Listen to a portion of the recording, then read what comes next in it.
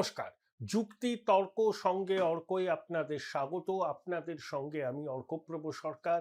এই প্রতিবেদন যখন আপনারা দেখবেন তখন নিশ্চয়ই আপনারা দেখে নিয়েছেন যে খসড়া তালিকায় আপনার নাম আছে কিনা। 58 লক্ষ নাম প্রাথমিকভাবে বাদ পড়তে চলেছে। যে ভোটার লিস্ট আছে সেখান থেকে 7,66,00,000 নাম ভোটার তালিকায় আছে। তার থেকে 58 লক্ষ নাম প্রাথমিকভাবে বাদ পড়তে চলেছে। এদের মধ্যে মৃত, পার্মানেন্টলি শিফটেড, খোঁজ পাওয়া যায়নি, মাল্টিপল এন্ট্রি আছে, এই সংখ্যাটা। কিন্তু এখানেই বিষয়টা কিন্তু থেমে যাচ্ছে না। এবারই শুরু হচ্ছে আসল খেলা। আমি খেলা বললাম সচেতনভাবে, কারণ বঙ্গেশ্বরী খেলা হবে স্লোগান তুলে নির্বাচনে জিতেছিলেন, তো তাই আমি বলি যে বাংলায় নির্বাচনকে ঘিরে যা যা হবে সবকিছুই এই খেলার আবহে হবে। আমি একটা প্রতিবেদন করেছিলাম যে এবার দিদিমণি খেলবেন না, খেলবে কমিশন, এবং দিদিমণিকে চুপ করে সাইড লাইনের ধারে বসে খেলাটা দেখতে হবে।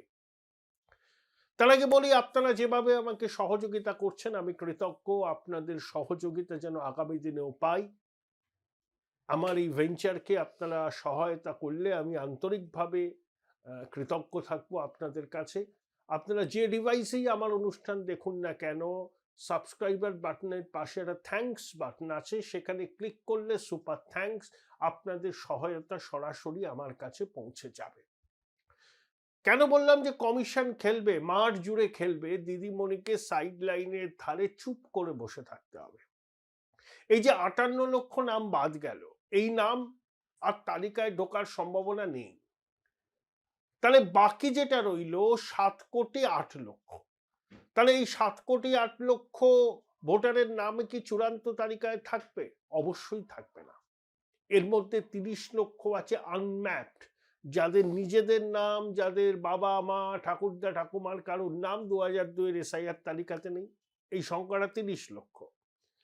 তাছাড়া আছে আরো 1,60,00,000 সব বিচিত্র, মানে 15 বছর বয়সে বাবা হয়েছেন, একজন বাবার নামে 6 জন, বাবার বয়স 50, ছেলের বয়স 35। ধরুন একজনের নাম সিরাজুল, তার বাবার নাম ধরুন মিজানুর। এই সিরাজুল ভোটার তালিকায় নাম তুলেছে মুর্শিদাবাদ থেকে, তার বাবা নাম বলেছে মিজানুর, সেই মিজানুরের বাড়ি দেখবেন হয়তো রাজশাহীতে। এরকম নাম ভাড়া করে, বাবা ভাড়া করে বহু নাম তোলা হয়েছে, বহু বহু। আচ্ছা, যাদের বয়স ধরুন এখন 45 পেরিয়ে গেছে, 45-এর উপরে, 2002-এর তালিকায় তাদের নাম নেই, 2006-তেও তারা ভোট দেননি, এখন তাদের নাম তালিকায় উঠেছে। তাহলে 2002-এ তাদের বয়স ছিল 22 বছর, এখন যদি 45-এর বেশি হয় তাহলে 2002-এর তালিকায় তাদের নাম নেই কেন? 2006-তেও নাম নেই কেন? কেন তখন তারা নাম তোলেননি, এখন তাদের নাম কিভাবে আসছে? এই প্রচুর প্রশ্ন কিন্তু কমিশনের কাছে আছে। এবং বাবা মা ভাড়া করে নাম তোলা হয়েছে, এই সংখ্যাটাও প্রচুর। কমিশন তথ্য প্রযুক্তিকে কাজে লাগিয়ে সন্দেহভাজন এন্ট্রিগুলোকে বারে বারে বারে বারে যাচাই করছে, এবং যখন শুনানি পর্ব শুরু হবে, যখন নোটিশ দেওয়া হবে, ইয়ারোরা দেবেন, তাদের সঙ্গে 10 জন এই আরও থাকবে, প্রতিদিন 100-র উপরে শুনানি হবে, এবং শুনানি শেষে সেই তথ্য আপলোড করা হবে, সেই তথ্য অডিট করা হবে। কেউ শুনানি পর্বে যদি ভুল নথি জমা দেন, জাল নথি জমা দেন, তাহলে তার কিন্তু 7 বছর পর্যন্ত জেল হতে পারে। কমিশন স্পষ্ট আইনের উল্লেখ করে বলে দিয়েছে। তাহলে 58 লক্ষ বাদ তো চলেই গেছে, আর 1,90,00,000-কে কমিশন তলব করবে, নোটিশ পাঠাবে, এবং যে যে ডকুমেন্ট কমিশন বলেছে তাদের নির্দেশিকায়, সেই ডকুমেন্টের মধ্যে যে কোনো অন্তত একটাকে নিয়ে আসতে হবে। এবং কমিশন সূত্র বলছে এতেই কম করে 25% নাম বাদ যাবে। তাহলে 1,90,000-এর 25%, আপনি ধরে নিন প্রায় 50 লক্ষ। তাহলে 58 লক্ষ সঙ্গে যদি আরো 50 লক্ষ যুক্ত হয় তাহলে 1 কোটি নাম বাদ যাওয়ার সম্ভাবনা। তাহলে পশ্চিমবঙ্গে হুলুস থুলুস পড়ে যাবে। ইতিমধ্যে তৃণমূল বলতে শুরু করেছে কমিশন নোটিশ পাঠাচ্ছে বিজেপির সঙ্গে সাঁট করে, কারণ বিজেপির নেতারা বলেছিল যে 1 কোটি নাম বাদ দিতে হবে, কমিশন সেই লক্ষ্য পূরণে কাজ করছে। বিজেপির সঙ্গে তাদের প্রত্যক্ষ সমঝোতা আছে, নইলে 1,90,00,000 লোককে কেন নোটিশ পাঠাতে যাবে কমিশন? তারা কি সবাই সন্দেহভাজন? না, সবাই সন্দেহভাজন নয়। কিছু ম্যানুয়াল এরর, কিছু টেকনোলজিক্যাল এরর হয়েছে, সেই এররগুলো শুধরে নেওয়া হবে। আবার 1,90,00,000-কে কমিশন নোটিশ পাঠালে 1,90,00,000 যে বৈধ ভোটার তা তো নয়। আমি তাই তর্কের খাতিরে ধরে নিলাম 20 থেকে 25% এর মধ্যে থেকে বাদ যাবে। এটা স্বাভাবিক, এটা হয়। তাহলে 20% বাদ গেলেও 38 লক্ষ বাদ যাবে। তাহলে 58 সঙ্গে আপনি 38 লক্ষ যদি যোগ করেন সেটাও 95 লক্ষ হয়। আমি প্রথম থেকে বলেছি মিনিমাম 70 লক্ষ থেকে ম্যাক্সিমাম 1 কোটির মধ্যে নাম বাদ যাবে, সেটাই কিন্তু হওয়ার সম্ভাবনা প্রবল। তাহলে ওই 1,90,00,000 ভোটার যাদেরকে কমিশন নোটিশ পাঠাবে তাদের নথি নিয়ে হাজির হতে হবে, সেই নথির সত্যাসত্য কমিশন যাচাই করবে এবং প্রত্যেক দিন কি শুনানি হলো সেটা দিল্লিতে নির্বাচন সদনে যাবে, সঙ্গে সঙ্গে অডিট হবে। ইআরওদের ভূমিকা কিন্তু কমিশনের আতস কাঁচের তলায়, তাদেরকেও খুব সতর্ক থাকতে হবে এবং একই সঙ্গে যারা নথি নিয়ে কমিশনের সামনে হাজিরা দেবেন সেই নথি যেন জাল না হয়। একবার নথি যদি জাল বলে প্রমাণিত হয় তাহলে 7 বছরের কারাবাস কিন্তু কেউ আটকাতে পারবে না। 2002 সালে 22 লক্ষ নাম বাদ গিয়েছিল, 23 বছর বাদে এসআইআর হচ্ছে, ভোটার সংখ্যাও 3 কোটি বেড়ে গেছে। জহর সরকার যিনি 98-99 সালে নির্বাচন কমিশনের সিইও ছিলেন রাজ্যে, তিনি তো বলেছেন যে 85 লক্ষ নাম বাদ যাওয়ার সম্ভাবনা। তিনি একটা ম্যাথমেটিক্যাল প্রেজেন্টেশন দিয়ে বলেছিলেন। আমার ধারণা সেই অঙ্কটাই মিলতে চলেছে, কারণ জহরবাবু নিজে আমলা ছিলেন, কমিশনের সিইও ছিলেন, জনসংখ্যার বৃদ্ধির সঙ্গে ভোটারদের সংখ্যা বৃদ্ধি এ দুটোকে মিলিয়ে অঙ্ককে সামনে রেখে তিনি কিন্তু হিসাবটা করেছেন। তাহলে ধরুন যদি শেষ পর্যন্ত 1 কোটির কাছাকাছি নাম বাদ যায়, পশ্চিমবঙ্গের রাজনৈতিক চিত্রটাই সম্পূর্ণরূপে বদলে যাবে। বহু বিধানসভা কেন্দ্রের ফলাফল ওলটপালট হবে এবং কেউ সেভাবে আগাম পূর্বাভাস করতে পারবেন না যে নির্বাচনের ফলাফল কি হবে, সম্ভব নয়। যেমন কলকাতা উত্তরে যদি 4 লক্ষ নাম বাদ যায় তাহলে কলকাতা উত্তর লোকসভা কেন্দ্রের ফলাফল আগাম পূর্বাভাস করা সম্ভব হবে না।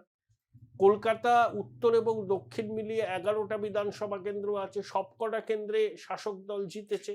তাহলে সেই 11টা বিধানসভা কেন্দ্র এসআইআর এর পরে কত ভোট বাদ যাচ্ছে তার উপরে নতুন করে অঙ্ক করতে হবে। তাই প্রত্যেকটা অন্তত একটা লেভেল প্লেইং ফিল্ড হয়ে যাবে। যদিও ফিরাজ হাকিম বলেছেন যত নামই বাদ যান না কেন কোনো মাইকালাল নেই বিজেপির তাকে বন্দর কেন্দ্র থেকে হারাতে পারে। আত্মবিশ্বাস ভালো, কিন্তু অতি আত্মবিশ্বাস আবার বিপদ ডেকে আনে। শুভেন্দুবাবু বলেছেন যে ওই সংখ্যালঘু সম্প্রদায়ের কোনো একজন ফিরাজ হাকিমকে হারাবেন, এইসব চাপানুতর চলছে। কিন্তু তৃণমূল কিভাবে বিষয়টাকে দেখবে আমার মনে হয় না তারা খুব সহজে বিষয়টাকে নেবে। অনেক ক্ষেত্রে নিরাপত্তাজনিত প্রশ্ন উঠতে পারে, প্রয়োজনে কমিশন কেন্দ্রীয় বাহিনীকে মোতায়েন করতে পারে, কারণ শুনানি পর্বটাই হচ্ছে সব থেকে ভাইটাল। সেখানে গন্ডগোলের আশঙ্কা কিন্তু রয়েছে। 1,90,00,000 লোককে নোটিশ পাঠালে পরে তার একটা রাজনৈতিক অভিঘাত তৈরি হয় এবং আমরা শুনানি পর্ব চলাকালীনই মোটের উপর আমরা বুঝতে পারবো যে কত নাম বাদ যাচ্ছে। তার রাজনৈতিক অভিঘাত তীব্র হবে, চাঞ্চল্য ছড়িয়ে পড়বে এবং আইন শৃঙ্খলা পরিস্থিতির অবনতি হতে পারে। Join Indian Institute of Hotel Management now. Right choice, right decision. Law and order state subject, কিন্তু সুপ্রিম কোর্ট বলেছে যে এসআইআর এর সময় কমিশন এবং রাজ্যের যৌথ দায়িত্ব হচ্ছে আইন শৃঙ্খলা পরিস্থিতিকে নিয়ন্ত্রণে রাখা। রাজ্য যদি আইন শৃঙ্খলা পরিস্থিতি নিয়ন্ত্রণে রাখতে ব্যর্থ হয়, তাহলে কমিশন কেন্দ্রীয় বাহিনী তলব করতেই পারে, সেই অপশন তাদের কাছে আছে। তাহলে 15ই ডিসেম্বরের পর থেকে এই যে শুনানি পর্ব চলছে এবং 14ই ফেব্রুয়ারি যে চূড়ান্ত ভোটার তালিকা প্রকাশ হবে, তার আগের এই সময়টাই কিন্তু এসআইআর এর সব থেকে গুরুত্বপূর্ণ। এখানেই শুনানি, এখানেই নথি যাচাই, এখানে কতটা জল আছে ভোটার তালিকায় সেটা কিন্তু বেরিয়ে আসবে। ওই 58 লক্ষ ওটা তো হয়ে গেছে চিহ্নিত, তার বাইরে কতটা জল আছে। খসড়া তালিকায় নাম উঠেছে মানেই যে আপনার নাম চূড়ান্ত তালিকায় থাকবে তার কোনো গ্যারান্টি নেই। আপনি যদি ওই 1,90,00,000 ভোটারের মধ্যে থাকেন, তাহলে আপনার নামে নোটিশ যাবে এবং আপনাকে ওই 11টা যে নথি কমিশন চেয়েছে তার মধ্যে একটা নথি নিয়ে হাজির হতে হবে, নান্য পন্থা, এছাড়া আর অন্য কোনো পথ নেই। একটা জিনিস দিনের আলোর মতো স্পষ্ট, এসআইআর প্রক্রিয়া হওয়ার পর অন্তত ভোটার তালিকাটা, আমি বলছি না 100% ত্রুটিমুক্ত হবে, 80% যদি ত্রুটিমুক্ত হয়, পশ্চিমবঙ্গের ক্ষেত্রে সেটা নির্বাচন কমিশনের মুকুটে পালক যুক্ত করবে। কারণ পশ্চিমবঙ্গ ভারতবর্ষের অন্য সব রাজ্যের থেকে আলাদা। এখানে সরকার, শাসক দল পদে পদে এসআইআর প্রক্রিয়াকে বাধা দিয়েছে। প্রথমে বলেছিল মানব না, তারপরে মেনেছে। বিএলওদের যে টাকা পাওয়ার কথা অনেক টালবাহানার পর সেই টাকার একটা অংশ বরাদ্দ করেছে। কমিশনের নতুন ভবন কি হবে সেটা নিয়েও টালবাহানা করেছে। তারপরে অ্যাসিওর মিনিমাম ফেসিলিটি, যেটা ইলেকশনের সময় প্রতিটা বুথে তৈরি করতে হয়, মার্টিন বার্ন দায়িত্ব পেয়েছিল টেন্ডারের মাধ্যমে, তারা লাস্ট মোমেন্টে সরে দাঁড়ায়। মার্টিন বার্ন রাজ্য সরকারের অন্তর্গত একটি সংস্থা, দীর্ঘদিনের ঐতিহ্য। তাহলে আমরা প্রথম থেকে বুঝতে পারছি কমিশনের সঙ্গে পদে পদে অসহযোগিতা করছেন রাজ্য সরকার। বহুতলে কমিশন বলেছে বুথ হবে, রাজ্য সরকার বলছে এটা মানা যাবে না। বিএল অধিকার মঞ্চের নাম দিয়ে কিছু তৃণমূলের লোক সিইওর দপ্তরের সামনে বিক্ষোভ দেখিয়েছে। যে মৃত্যু হয়েছে, অস্বাভাবিক মৃত্যু বা শারীরিক কারণে, সবকিছুর সঙ্গে এসআইআর কে যুক্ত করে শাসক দল ন্যারেটিভ তৈরি করার চেষ্টা করেছে। তাহলে প্রতি পদে পদে কমিশনের এই সাংবিধানিক দায়িত্ব পালনে অন্তরায় সৃষ্টি করেছে রাজ্য প্রশাসন। তারপর তারা যদি দেখে যে শেষ পর্যন্ত চূড়ান্ত ভোটার তালিকায় 1 কোটি নাম বাদ যেতে চলেছে, তারা কি সহজে বিষয়টা মেনে নেবে? তারা রাস্তায় নেমে প্রতিবাদ করবে, আইন শৃঙ্খলা পরিস্থিতি অবনতি হতে পারে, কমিশনের আধিকারিকদের নিরাপত্তা বিঘ্নিত হতে পারে। আমরা দেখেছি কমিশনের দপ্তরে কিরকম তাণ্ডব হয়েছে কিছুদিন আগেই। তাই 15ই ডিসেম্বর থেকে, তারপর থেকে যে প্রক্রিয়া চলবে এসআইআর কে ঘিরে, তার গুরুত্বই বোধহয় সব থেকে বেশি। শেষ পর্যন্ত চূড়ান্ত ভোটার তালিকায় কতজনের নাম বাদ যাবে সেটা জানার জন্য আমাদের 14ই ফেব্রুয়ারি পর্যন্ত অপেক্ষা করতে হবে। কিন্তু এই শুনানি পর্ব চলাকালীনই আমরা মোটের উপর বুঝতে পারবো ছবিটা শেষ পর্যন্ত কিরকম হতে চলেছে।